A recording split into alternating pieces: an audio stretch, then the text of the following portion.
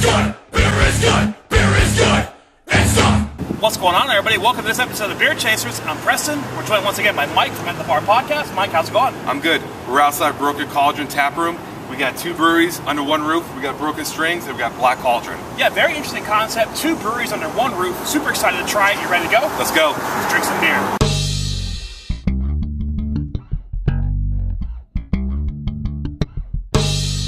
All right, so here we are at Broken Cauldron Taproom, home of Broken Strings Brewery and Black Cauldron Brewing. We have Jeanna, Malines, and Charles Frizzell, head brewers and owners. How's it going? It's going great. So if you could, let's just get right into it. Talk about this concept. So you guys are basically two different breweries kind of under one roof. Talk about how that happened. Basically, both of us were in the process of trying to start breweries on our own. And we were both hitting the same roadblocks. Building problems, zoning problems, just little things. And we ended up next to each other at DeLand Craft Beer Festival, and we were talking about our challenges and kind of got the idea to combine forces. Very cool. Yeah. I think it's a cool idea that, you know, two breweries kind of come together as one to help share the cost. I mean, double the publicity, the advertising. You get more, you know, more reach out there, but you're cutting your costs in half, which is a great business idea. Yeah, he had so many followers, and we had so many followers, and then there were some that overlapped. So it really didn't make any sense to try and rebrand and give someone something that was completely unfamiliar. Sure. It made more sense to just confuse the hell out of everyone and do this. yeah, right. And the brands kind of help. They reflect our identities. Mm-hmm. Like you know, I'm a Broken Strings, and we're music themed, and all of our brews get named after kind of music themes, and they're like Black Cauldrons, like to do the darker, the Belgian style. Cool. So we're kind of filling each other's gaps and kind of offering more of a variety to everyone who comes visit. Yeah, it's definitely an interesting concept because you hear breweries share all the time. Like, you know, you'll have breweries who have stuff on tap of other people's breweries, you know, that are local. But I've never seen the concept where the two get together for the same building. So pretty cool. It's kind of like a permanent contract brewing situation, I suppose, or a co-op. Yeah. But yeah, I mean, it made it so much more sense. And it was a new concept, and it was an idea actually I've been kicking around a while. Mm-hmm. And I had actually had a chance to speak with Oscar Wong from Asheville, mm-hmm. and for Highlands. And I pitched it to him, and he was like, "That's kind of a genius idea." Mm-hmm. And then for us also, just having the extra hands. That way, if we have something to do or somebody needs to go crazy for the weekend and just disappear, it's okay. It's cool. We can do it. Very cool. So you guys have been open just a couple months now. Can you talk about the facility, the location a little bit for us? Like how much square feet you got in here? Yeah, we just opened on June 4th, right before the Copa tournament. It's kind of our goal. We're downtown Orlando off of Church Street, sandwiched in between the Citrus Bowl and the new soccer stadium. Yeah, so pretty much walking distance. It's 1,000 feet. Less than 1,000 feet to the new stadium, about 15-minute walk to the Citrus Bowl. So we have a great location in a neighborhood that's going to just be changing and kind of growing over the next few years. Kind of look at it as like the Brooklyn of Orlando. Very cool. Can you talk about the brew house a little bit, kind of what your volumes are and kind of what the brew setup is like? We have a 3-barrel direct fire stout brew house. Mm-hmm. We'll have 6 fermenters to start and 2 bright tanks. We when also you say Stout Brew House, what exactly is... Stout's the company that manufactured, we purchased the majority of the equipment from. So we have a hot liquor tank, mash tun, brew kettle. We also have 2 tankless water heaters for on-demand hot water, which should help shave a couple hours off of our brew day. Mm-hmm. So how did both of you get involved with homebrewing? Well, my husband actually was the one that got me involved with homebrewing. 6 years ago, I didn't drink beer at all. I'm the same. So we had a lot of friends that were into craft beer, and he said, you know, I'd really like to start brewing. Will you help? Because you've got a good wine palate, and you're a good cook, so I think that you can help me make recipes. And we went and got all the stuff and started brewing, and then I just shoved him out of the way and took over.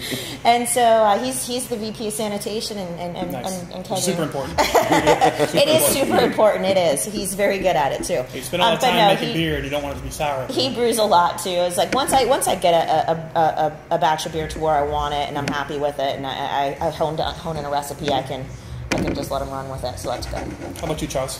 I started in 2007. I was at the UCF Rosen College getting my hospitality management degree. And we had a beer course there, taste beers, and then the professor afterwards would let you brew beer. And so I learned that semester, and he taught us, he didn't just teach us what we were doing, he got into the science behind it because he had a chemistry background, Ed Meeson. Yeah, I took that class too. he would teach us after class, and I came the next semester and became the president of the beer club that they had and helped him teach the new students. And I had already had an interest in it. My grandfather was actually a brewmaster, master brewer in Puerto Rico. So I'd had it, like, wanted the itch to do it. So he kind of gave me the tools, and I've kind of just taken it from there. Worked at Big River for a while with Kent Wall, who's now a Crooked Can, and learned a lot from him. Oh, cool.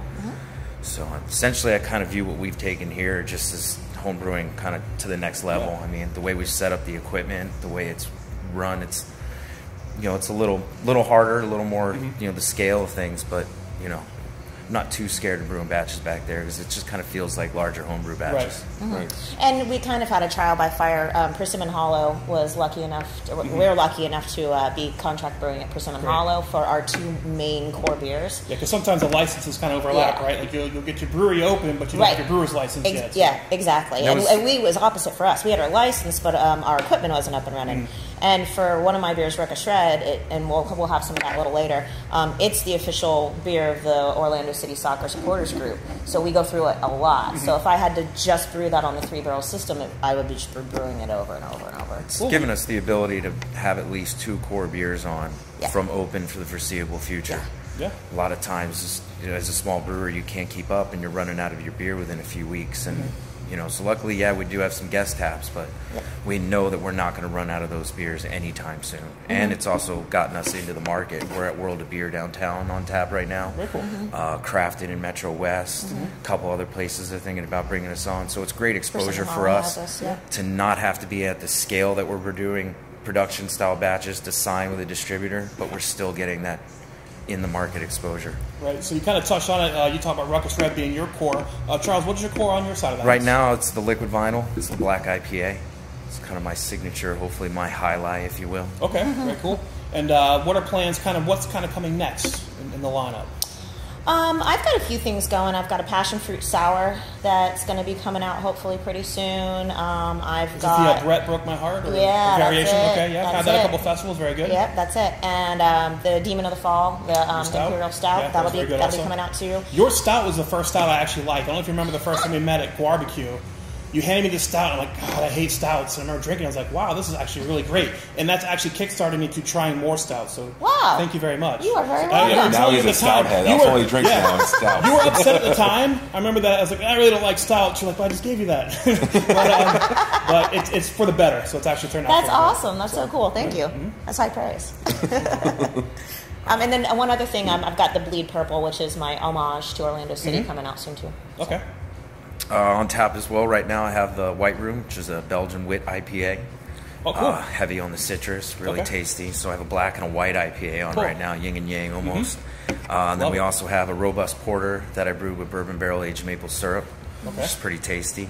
In the fermenter, I have another batch of my strawberry blonde, and then a traditional saison with sriracha aged hops, and then another saison I'm brewing with hibiscus and key lime zest. So I'm seeing a Belgian theme going.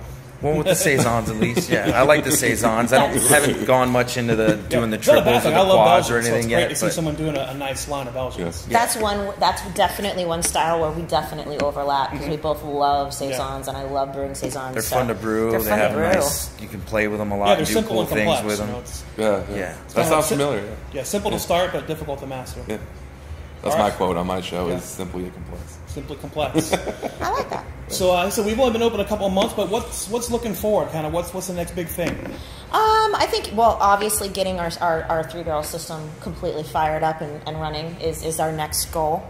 And then after that, it's just really just going to be brew until we have only 1 or 2 guest taps. I mean, I always want to have a couple of guest taps. I want to feature my friends, and I want to have something that maybe, because we get a lot of soccer traffic and we get a lot of traffic for concerts and things like that. So I definitely always want to have kind of when somebody comes in and says, I drink Bud Light. Here you go. one of those. So whether it's a Heineken or an OBP or something like that. Pacifico on right now, which is great for the Copa matches, the South American crowds. But yeah, not everyone that walks in on the game days is here for a craft beer, so we try at least have one option for them. I hate to turn down a customer. You got to get them hooked somehow. You give them the nice, easy one, and you kind of ease them into some other stuff. Yeah, I turned someone yesterday with my honey Kolsch. Yeah. They That's a said great song to do. I don't drink beer. I don't drink anything but American beer. And I said, well, I'm an American. Here, you gotta drink that. And it works. And we originally probably were planning on shooting for a grand opening in like September, August, but with the heat and everything, we're probably going to maybe wait till October, let it cool off a little. So we hopefully do something in the entire parking lot. We have access to it all, get a band and some other breweries to set up and make it of a larger type of event than just, having people here for the evening. So Yeah, I know, Jeanna, you talked about Halloween's kind of your thing, so your theme for your beer. So yeah, well, my beers definitely have a little bit of a dark theme to them. The whole Black Cauldron is based on the Stygian witches, or the Three Fates, as they're also called, that kind of gave Perseus the idea to defeat the Kraken. So I mean, that's kind of basically. I'm just huge fan of mythology. So that's basically kind of like where our beer goes. I'm not as stick-to-it. I don't have a lot of stick-to-itiveness when it comes to names. Sometimes I just like to make up just dumb, funny shit, like broke my heart. Yeah. But better than me, all my beers have my name in it, so I'm a Preston Wise impersonator, something like that. That's a good idea. I'm Jeanna Bob. But yeah, I mean, I try to kind of a little bit follow a theme. But us together, I mean, I'm also extremely musically inclined, and when you take a look around the wall, all of us little picked out. Artists that kind of inspired us, and so it's an extremely eclectic group. Yeah. And so I kind of try to kind of stick to that and not to be too focused and just make stuff I want to drink. Yeah. I'm sure, as Charles will say, music and beer go together very well. yes. Well, all this talk about beer and pretty thirsty. You mind if we try some of your wares? Absolutely. All right, so tight, we'll get some beers. All right, so we're back here, and the gang's been gracious enough to provide us some of their wares to sample. What do we have today? First beer we're going to try is the Honey Bear Kolsch. This is a Kolsch that I brewed with local orange flower honey from Webb's Apiary. And I debuted this beer at the Downtown Pour earlier this year, and it won Judge's Choice, so I figured it didn't suck. It smells nice and sweet. I love the Kolsch style. It's something I've just kind of found as, I want to call it German Budweiser, but I don't want to kind of poo-poo it, not in a bad way. This is kind of like your light, kind of crisp, refreshing starter beer. It's an intro. It's a great intro beer. Doesn't drink craft beer. This is a good start to get them, going later on. That's great. I love the sweetness from that honey. Yeah. Nice and crisp. And it's got that kind of like nuttiness to it that the Kolsch kind of The Kolsch kind of is known for, yeah. I love that. Is that the yeast or? A lot of it comes from the yeast, so a lot of it comes from some of it comes from the grain bill, but a lot of it comes from the Kolsch yeast. It's got a very distinct nuttiness to it. It's fantastic. Great. Yeah, I like how it gets really smooth in the back end of it. Yeah. So it doesn't leave that Kolsch linger. Yeah. It really smooths out and makes it silky. I mean, as much as I love to brew quads and stouts and barley wines, I mean, in the middle of August, it's at 2 in the afternoon before opening, like we are. It's 100 degrees outside. This is a great tailgate beer, and it's just something that I like to drink, just when it's hot out during the day. ABV is sort of lowish, right? Lower. Yeah, it's at 5. Okay. Yeah. Okay. Great. What's next? Second beer is mine. It's the Ruckus Shred. Okay. So this is the beer that's the official beer of the Ruckus. Bunch of crazy supporters. Those who don't know who the Ruckus are. Yeah, the Ruckus are the supporter group for the Orlando City MLS team. So anybody who's seen a game and seen all the lunatics in the far end waving flags and screaming and jumping, that's us. Okay, great. So I actually brewed this beer for them. I've been brewing it for 4 years. And interestingly enough, one year I actually brewed it for every single home tailgate. And I would change something every other time and kind of just remember what people said about it. Right. And then change it again and change something else and get the feedback. And kind of so I had an actual full almost year of guinea pigs and I didn't know it. I like that this one's nice and sweet up front, and the bitter kind of comes a little more towards the tail end. A lot of the reds today are kind of Americanized, where you just get a blast of hops right up front, and then you have to kind of fish around for that sweetness and the caramel. But this is actually nicely balanced. I like that it's on the tail end. Mike and I are admittedly not hop heads. Right. So it's nice that it's kind of balanced and sweet up front, and then that hop kind of comes behind it. Like, oh, here I am. Yeah. I mean, exactly what Preston said. You get the hop towards the end. It's just like, hello, like, we're here. And then, but it's easy drinking. It's definitely a red. Yeah. It fits the bill, so it's fantastic. I definitely prefer these over like just straight IPAs anymore. I like something with a little more sweetness, a little more backbone, a little malt. So. Yeah, over time, this started out a lot maltier, but again, it's more like an Irish red almost.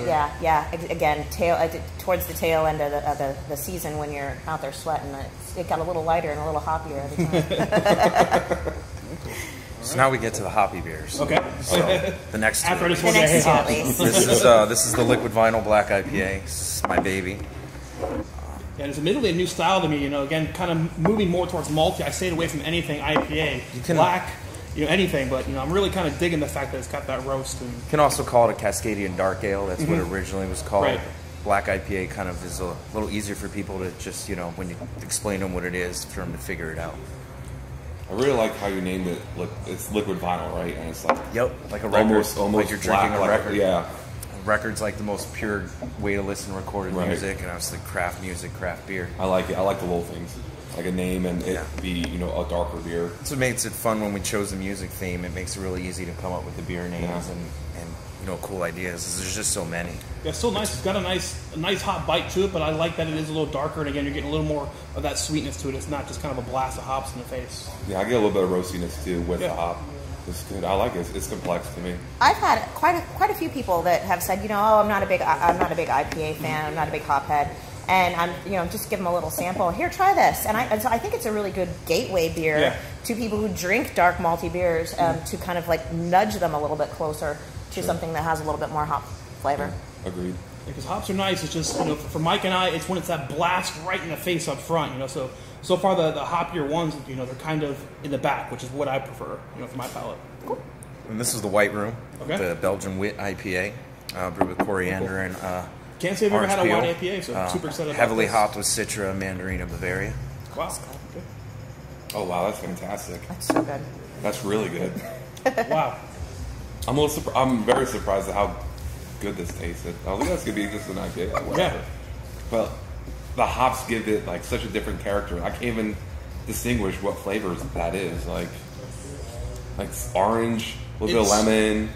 It's a beer explosion in the mouth because you get a little bit of this, and as soon as you start tasting this, like all of a sudden this starts hitting off, and this starts hitting off. Like it's layered very well. Yeah, that's fantastic. Thank you. And then the last beer today is Blissful Dawn. It's a robust porter that I actually add maple syrup that's been aged in bourbon Make it barrels. on the nose. You don't get the bourbon more on the end, more when it starts drying out on the back, but really happy with how this one turned out.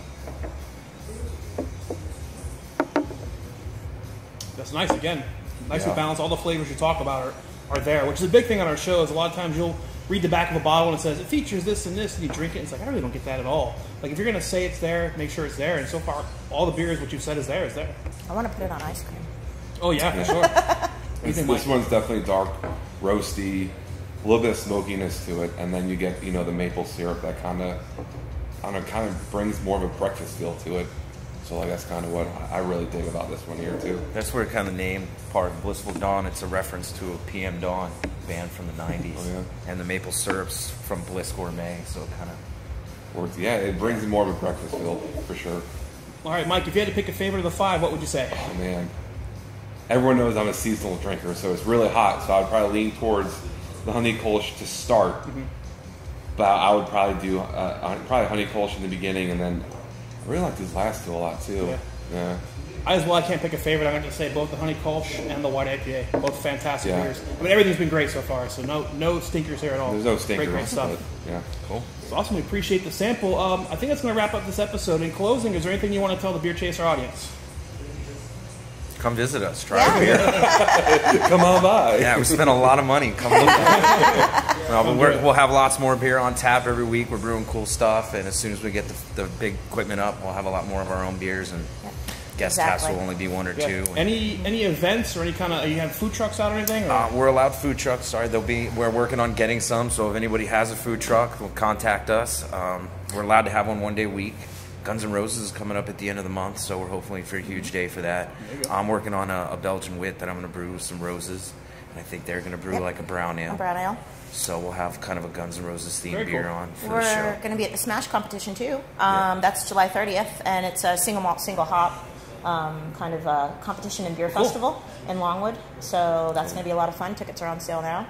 Other than that, we've got a couple of beer festivals coming up. You can always check out the Broken Cauldron Taproom Facebook page. That's kind of where we combine all of the stuff that we do and all of the events and things like that. And also, just to let anybody know, if anybody can guess every single artist on the walls' names, you get a free pint of beer. Without Googling it. Without Googling it. Well, Jeanna, Charles, thank you so much. Want to raise it one more time? Say cheers. Cheers. Excellent stuff. Great location. Great people. Thank you so much for your time. We're going to wrap it up. The Beer Chasers. Preston, Mike, we'll see you later. Beer is good. Beer is good.